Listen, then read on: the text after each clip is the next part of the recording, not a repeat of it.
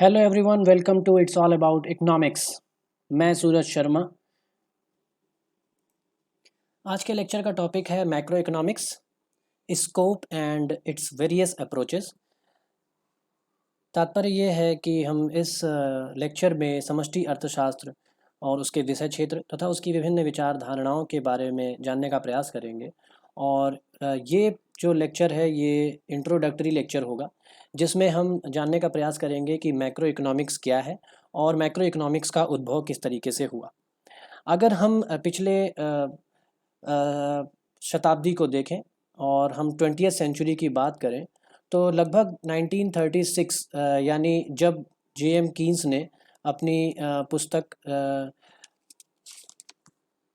General theory of employment interest and money लिखी, उसके पहले तक अगर हम देखें तो इकोनॉमिक्स मोस्टली जो है वो माइक्रो इकोनॉमिक्स के रूप में जानी जाती थी। और माइक्रो जो वर्ड है वो एक ग्रीक वर्ड माइक्रोस से बना हुआ है, जिसका अर्थ होता है सूक्ष्म या छोटा। और इसके विपरीत अगर हम मैक्रो की बात करें तो मैक्रो वर्ड जो है, मैक्रो इकोनॉमिक्स जो है वो एक ग्रीक वर्ड मैक्रोस से बना है, जिसका अर्थ होता है वृहद, ब्रॉडर, या आप उसको बोल सकते हैं बड़ा। यानी माइक्रो इकोनॉमिक्स जो है वो इंडिविजुअल्स का, एक इंडिविजुअल फर्म, एक इंडिविजुअल कंज्यूमर या एक इंडिविजुअल एंटिटी के बारे में अध्ययन करता है, जबकि मैक्रो इकोनॉमिक्स जो है वो अर्थव्यवस्था के जो एग्रीगेट्स होते हैं उनका अध्ययन करता है। एग्रीगेट्स मींस, अगर हम बात करें एक पूरी इकोनॉमी में एम्प्लॉयमेंट की, अगर हम बात करें नेशनल इनकम की, ना कि इंडिविजुअल इनकम की, अगर हम बात करें नेशनल सेविंग्स की, अगर हम बात करें नेशनल इन्वेस्टमेंट की, तो ये सारा जो चीज़ें आएंगी, ये इनका अध्ययन जो होगा वो मैक्रो इकोनॉमिक्स में होगा। और इंडिविजुअल कंजम्पशन की अगर हम बात करें, इंडिविजुअल इन्वेस्टमेंट की अगर हम बात करें, और अगर हम एक फर्म की बात करें, उसके प्रॉफिट लॉस की बात करें, तो हम उसका अध्ययन माइक्रो इकोनॉमिक्स के अंतर्गत करेंगे। अब जहाँ तक हम देखते हैं कि मैक्रो इकोनॉमिक्स और माइक्रो इकोनॉमिक्स में अंतर क्या है, उसको जानने के लिए हमको सबसे पहले ये देखना पड़ेगा कि मैक्रो इकोनॉमिक्स क्या है। हमको देखना पड़ेगा कि मैक्रो इकोनॉमिक्स के अंतर्गत हम किन किन चीज़ों का अध्ययन करते हैं। और अगर हम देखें तो समष्टि, जिसको हम हिंदी में समष्टि अर्थशास्त्र और इंग्लिश में मैक्रो इकोनॉमिक्स बोलते हैं, अगर हम उसको देखें तो समष्टि अर्थशास्त्र से हमारा तात्पर्य क्या है कि समूची अर्थव्यवस्था का विश्लेषण इसमें किया जाता है। और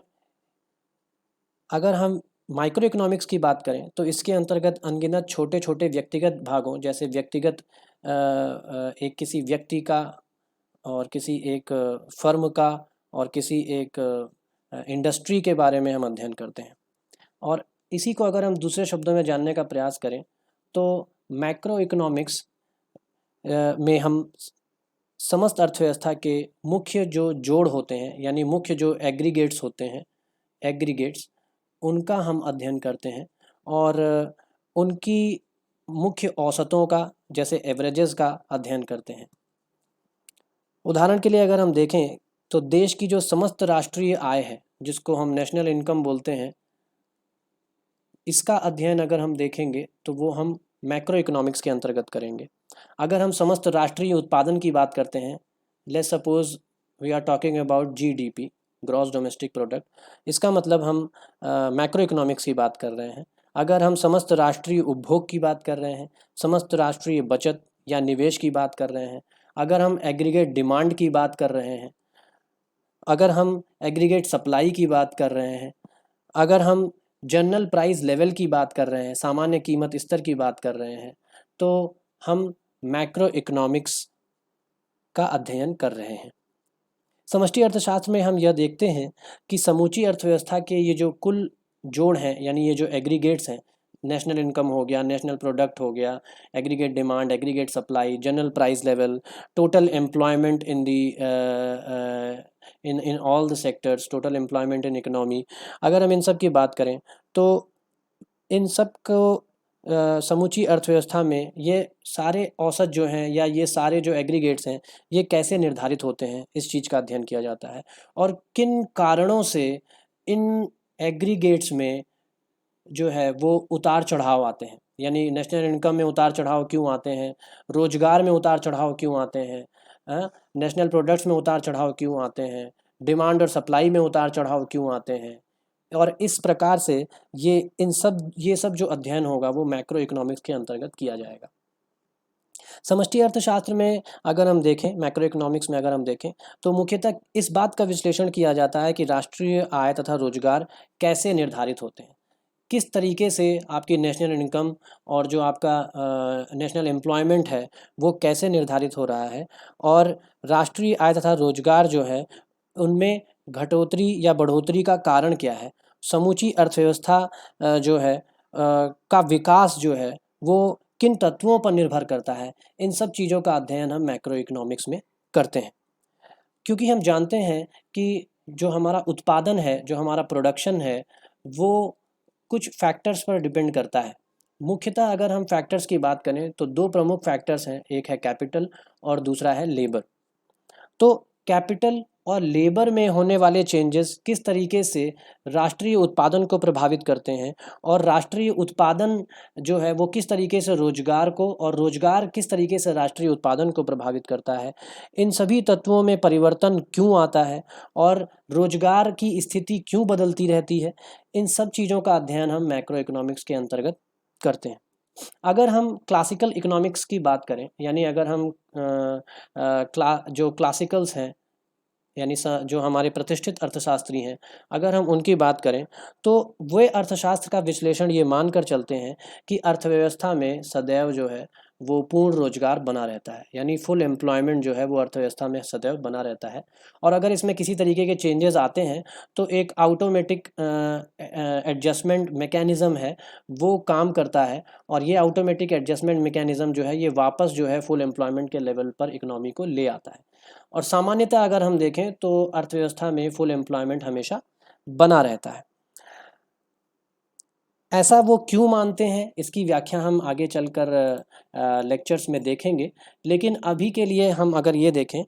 कि पूर्ण रोजगार की जो ये पूर्व कल्पना अर्थशास्त्रियों ने, खासकर समष्टि अर्थशास्त्र में जो क्लासिकल इकोनॉमिस्ट हैं उन्होंने की, तो ये जो पूर्व कल्पना है इसके निहितार्थ क्या हैं।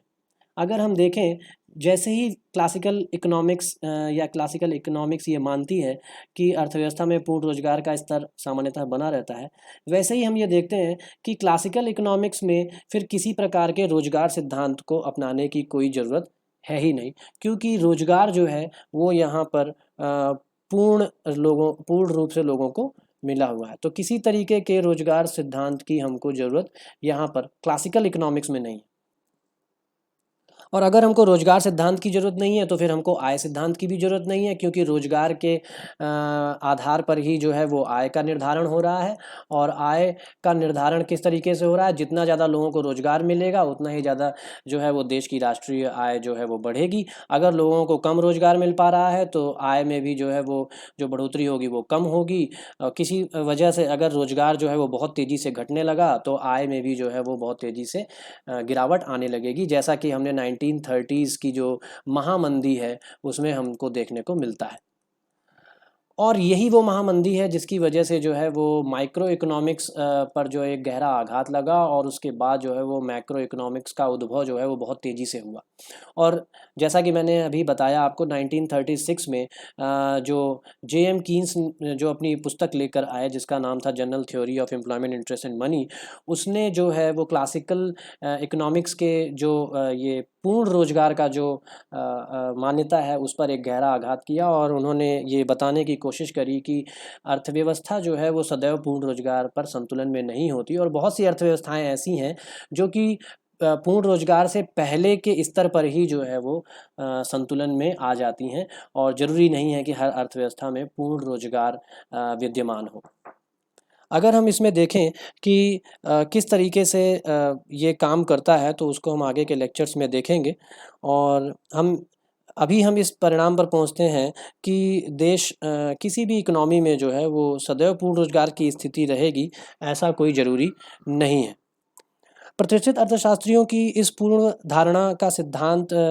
की दृष्टि से अगर हम देखें, तो हम खंडन कुछ अगले अध्यायों में करेंगे। यहाँ पर हम केवल आपका ध्यान इस ओर दिलाना चाहते हैं कि देखने में आया है कि कई बार जो है वो अर्थव्यवस्थाओं में भीषण बेरोजगारी होती है। ये भीषण बेरोजगारी होने के कारण देश की राष्ट्रीय आय जो है वो नेशनल इनकम जो है वो बहुत कम हो जाती है, और कई बार जो है ऐसा भी देखने को मिलता है कि राष्ट्रीय आय का स्तर बढ़ जाता है, और जो है इस राष्ट्रीय आय के स्तर के बढ़ने की वजह से बेरोजगारी, जो अनएम्प्लॉयमेंट है, वो भी घट जाती है। और कई देशों में तो हम देखते हैं कि रोजगार का स्तर जो है वो पूर्ण रोजगार के स्तर से काफ़ी नीचे बना रहता है, यानी वो संतुलन में अर्थव्यवस्थाएं होती हैं, लेकिन फिर भी वहाँ पर पूर्ण रोजगार की स्थिति नहीं पाई जाती।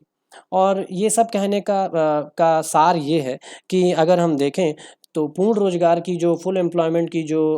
इनका जो अर्थशास्त्रियों का, प्रतिष्ठित अर्थशास्त्रियों की जो मान्यता है, वो सत्य प्रतीत नहीं होती है। और इसलिए ये आवश्यक माना गया कि कैसे हम इस बात को पता लगाएं और कैसे हम देखें कि समूची अर्थव्यवस्था में, एक पूरी इकोनॉमी में जो है वो आय और रोजगार जो है वो कैसे निर्धारित होते हैं, नेशनल इनकम और आपका जो एम्प्लॉयमेंट है वो कैसे निर्धारित होता है। और अगर हमको ये समझ में आ गया कि नेशनल इनकम और एम्प्लॉयमेंट जो है वो कैसे निर्धारित हो रहे हैं, तो हमको ये समझ में आ जाएगा कि क्यों देशों में बेरोजगारी उत्पन्न होती है, क्यों देशों में जो है वो जो है वो राष्ट्रीय आय में कमी आती है, या हम ये भी समझने में हम सक्षम होंगे कि क्यों कुछ देश जो हैं वो बहुत तेज़ी से प्रोग्रेस कर रहे हैं, बहुत तेज़ी से इकोनॉमिकली ग्रो कर रहे हैं, और कुछ देश जो है वो इकोनॉमिकली ग्रो नहीं कर पा रहे हैं, या वहाँ पे अनएम्प्लॉयमेंट जैसी जो प्रॉब्लम्स हैं वो परसिस्ट कर रही हैं या ये बनी हुई हैं। अगर हम प्रतिष्ठित अर्थशास्त्रियों की जो पूर्ण रोजगार की जो धारणा है, उसको अगर हम देखें और उसकी जो खंडन देखें, और एक अगर हम ठीक ठीक देखें कि किसने जो है वो रोजगार और आय के निर्धारण का एक ठीक ठीक और एक इम्पॉर्टेंट जो है वो सिद्धांत प्रस्तुत किया, तो उसका श्रेय जो है वो जे एम कीन्स को जाता है। जैसा कि मैंने आपको पहले ही बता दिया कि जे एम कीन्स की 1936 की पुस्तक general theory of employment interest and money में उन्होंने इसको एलैबोरेट किया कि किस तरीके से नेशनल इनकम और जो एम्प्लॉयमेंट है वो निर्धारित होते हैं, और नेशनल इनकम और एम्प्लॉयमेंट के निर्धारण की जो व्याख्या है वो उन्होंने अपनी इस पुस्तक में प्रस्तुत करी, और इसको हम किन्जियन रेवोल्यूशन के रूप में भी जानते हैं। तो किन्जियन रेवोल्यूशन यही है कि हमको आय और रोजगार के सिद्धांतों की ज़रूरत है, और आय और रोजगार के सिद्धांत जो हैं वो हमको बताने का प्रयास करेंगे कि किस तरीके से जो है वो इकोनॉमीज़ जो हैं वो फुल एम्प्लॉयमेंट लेवल के पहले ही संतुलन में आ जाती हैं, और पूर्ण रोजगार जो है वो ज़रूरी नहीं है कि हर किसी अर्थव्यवस्था में पाया जाए। और इस दृष्टिकोण के साथ हम ये देखने का प्रयास करेंगे कि कैसे कीन्स ने जो है वो एक समष्टिपरक दृष्टिकोण, यानी जिसको आप मैक्रो अप्रोच बोलते हैं, उसको डेवलप किया, और इस मैक्रो अप्रोच को डेवलप करने का श्रेय जो है वो सर्वप्रथम जे एम कीन्स को ही जाता है। और नेक्स्ट लेक्चर में हम देखने का प्रयास करेंगे कि माइक्रो इकोनॉमिक्स और मैक्रो इकोनॉमिक्स में बेसिक डिफरेंस क्या है। और तब तक के लिए धन्यवाद। Thank you so much.